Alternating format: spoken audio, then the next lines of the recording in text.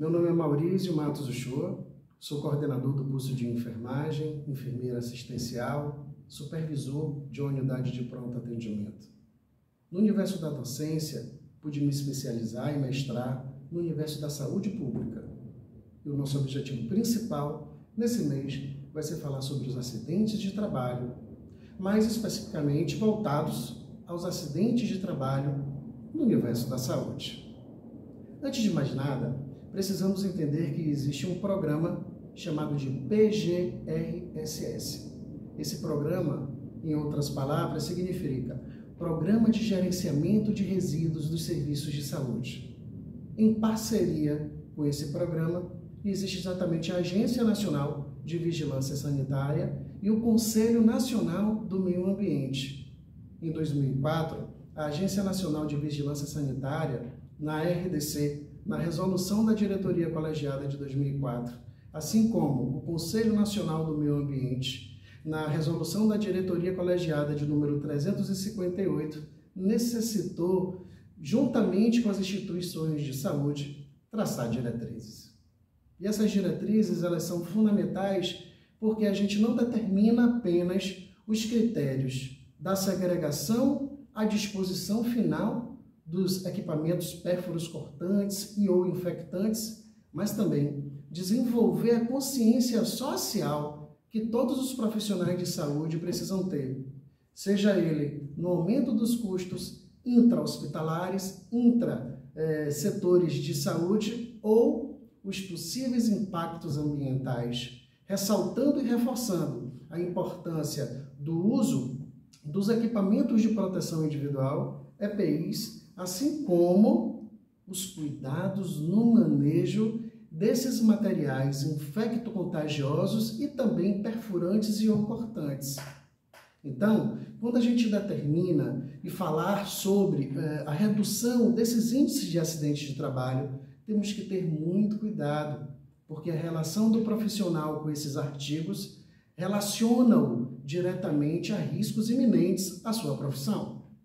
Dessa maneira, é importante ressaltar mais uma vez que a segregação dos resíduos nada mais é do que você separar aquele material que é infectante do material que é comum, do material que é químico, do material que é físico, do material que é pérfuro cortante, porque existem 5 grupos e, obviamente, subgrupos desses grupos no ambiente de saúde, é o que a gente relaciona ao RSS, Resíduos dos Serviços de Saúde.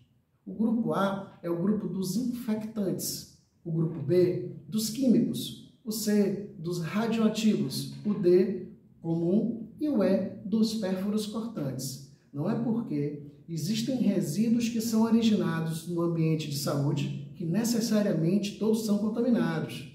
Existem empresas que trabalham exatamente fazendo a pesagem e a disposição final desses materiais considerados perigosos.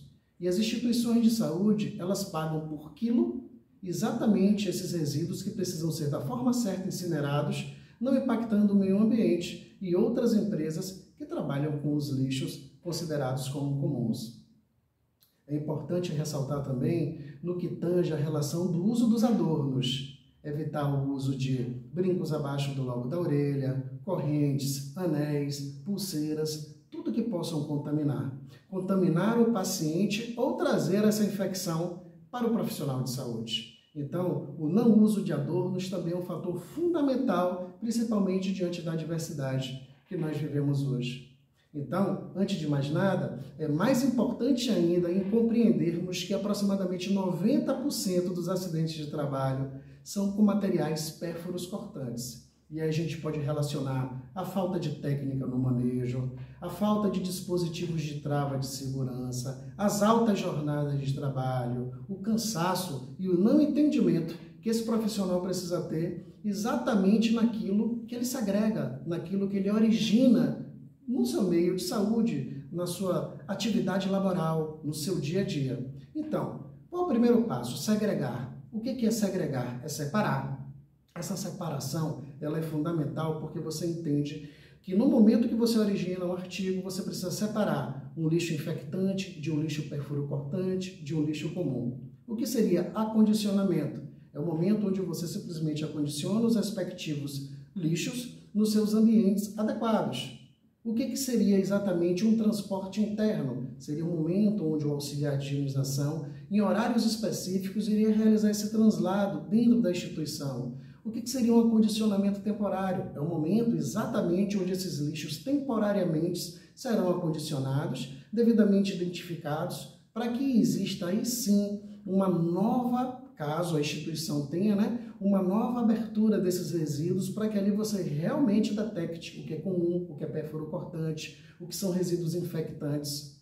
E existe um acondicionamento temporário, onde esses lixos ficarão armazenados no intuito de que o profissional, ele simplesmente, as empresas especializadas possam vir retirar das instituições de saúde e geralmente os resíduos infectantes, e assim como pérfuro cortantes, eles são colocados em bombonas. Essas bombonas serão pesadas e as instituições de saúde ou os municípios, eles pagam para empresas como Serlink, Retec, exatamente que eles tenham a condição de poder fazer com que essa disposição final tenha o melhor forma possível, evitando assim impactos ambientais.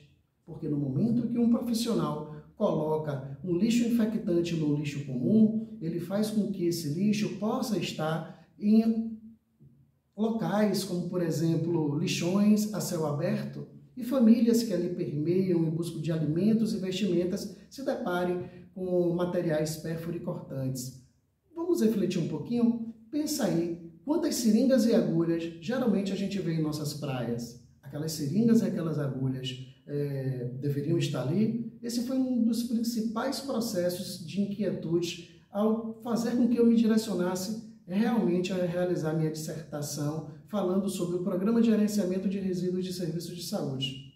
Também é justo que materiais comuns possam estar dentro de pérfuros cortantes e as instituições de saúde paguem preços maiores para empresas como Serlink, Retec e até mesmo a Serquipe, aumentando os custos institucionais. Então, do mesmo jeito que a gente não quer impactar o meio ambiente, os custos institucionais também não podem ser elevados.